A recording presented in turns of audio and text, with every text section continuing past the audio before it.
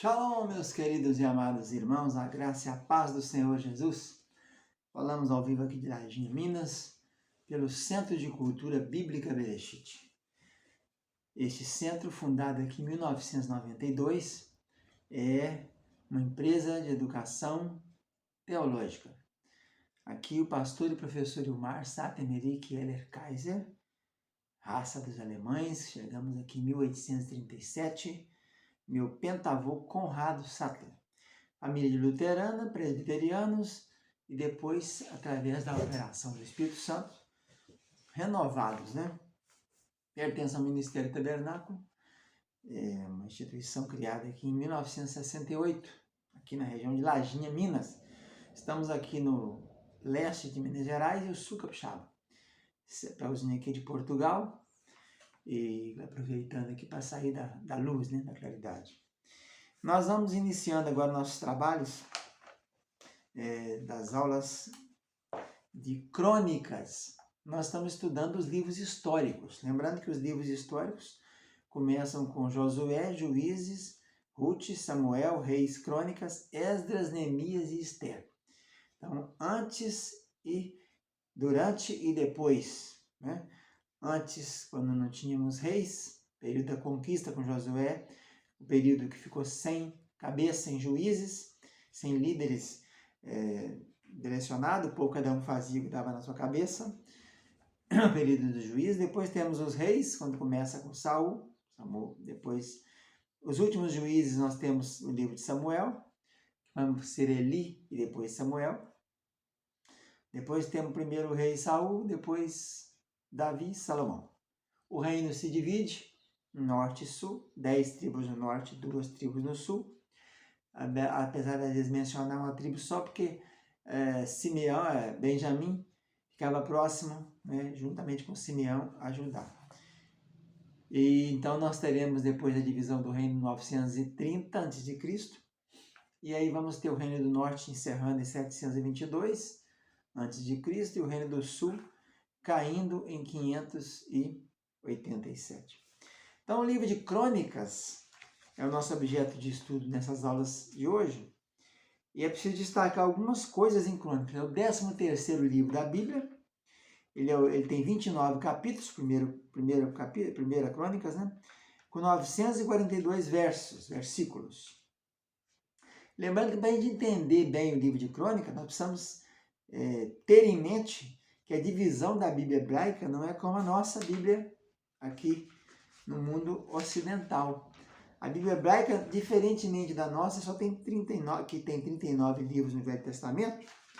A Bíblia hebraica só tem 24. São eles a Torá, que são os 5 livros da lei, Gênesis, Êxodo, Levítico, Número e Deuteronômio. Depois nós temos os profetas anteriores e posteriores, chamados Neviim. Torá, Neviim, Ketuvim. Os profetas anteriores, nós temos os livros de Josué, Juízes, Samuel e Reis, um livro só de Samuel, um livro só de Reis. Depois nós temos os chamados profetas posteriores, que são Isaías, Jeremias, Ezequiel, e mais um rolo só contendo os 12 profetas menores. Depois nós temos os chamados Ketuvim, que são os escritos. Aí tem Salmos, Provérbios de Jó. Depois nós temos o chamado Megilot, que é o Cantares, Ruth, Lamentações, Esther e Eclesiastes. Cada um é um livro, mas num rolo, né? Megilot. E encerra a Bíblia hebraica os livros de Daniel, Esdras, Neemias, que seria um só, e Crônicas. Então o grande segredo está aqui. O livro que encerra a Bíblia hebraica é o livro de Crônicas. E Jesus fez menção a isso, porque ele cita isso lá. Entrando em Jerusalém, ele diz, Jerusalém, Jerusalém, que apedrece os profetas que te são enviados e tal. Desde o sangue de Abel, que está em Gênesis, até o sangue de Zacarias, que era filho do profeta Joiada com Jeozeba. Esse episódio está lá em Crônicas. Desde esses dias até hoje, quer dizer, fazendo uma comparação do início e do fim do Velho Testamento, vocês continuam do mesmo jeito, Jerusalém. Então, a gente tem essa prova concreta de que a Bíblia hebraica começa com Gênesis e encerra com Crônicas, e não encerra com Malaquias. Por isso essa citação de Jesus em Mateus 23, 35, em Lucas também 11, 51. Ele fala desde o sangue de Abel, que está em Gênesis, né? Abel, filho de Adão e Eva, até o sangue de Zacarias, que foi morto na região do templo, a mando do próprio rei Joás, né? Que tinha sido criado pelo pai dele, que era Zacarias, era filho de Joiade. Zacarias aqui não é o Zacarias, profeta Zacarias, não. Então está lá em 2 Crônicas 24, 20 e 22. Ele era filho de Joiada e Jeozeba, que a Jeozeba era filho de Jeorão. Então, essa é a prova cabal que a Bíblia hebraica começa em Gênesis e termina em Crônicas. Mas também é preciso observar que há outros sinais. E o outro grande sinal que esse livro seria o último do Velho Testamento são as referências aos episódios de genealogias. Você pega o capítulo 1 até o capítulo 9 de Crônicas, nós só temos genealogias em paralelo com o livro de Gênesis. Você vai ter primeiro aí no capítulo inicial Adão até Noé, né? Descendente de Noé, Sem, Ismael, Abraão, Equetura, Esaú e Edom. Depois você tem genealogia de Jacó e de Judá. Depois tem de Davi e de Salomão. Depois tem de Judá e Simeão, que a tribo de Judá é a tribo que viria o Redentor, Jesus. Então esse livro é como se fosse a transição. É como se fosse a ponte do Velho para o Novo Testamento. Porque vai começar o livro de Mateus com genealogia. Então ele faz essa conexão, essa ponte. Temos também as genealogias de Ruben e Gad, que ficavam na Transjordânia, né? A leste, se nós estivermos do lado de cá, aqui no mapa, aqui, estivermos do lado de cá do Jordão, é a Transjordânia. Cisjordânia do lado de lá, Transjordânia do lado de cá. Depois temos Levi, genealogia de Levi, com os cantores Arão, as cidades dos coatitas, gersonitas e meraritas, aquelas 48 cidades que a gente viu em Josué. Depois nós temos as genealogias da tribo de Sacar, Benjamim, Manassés, Efraim e Aser.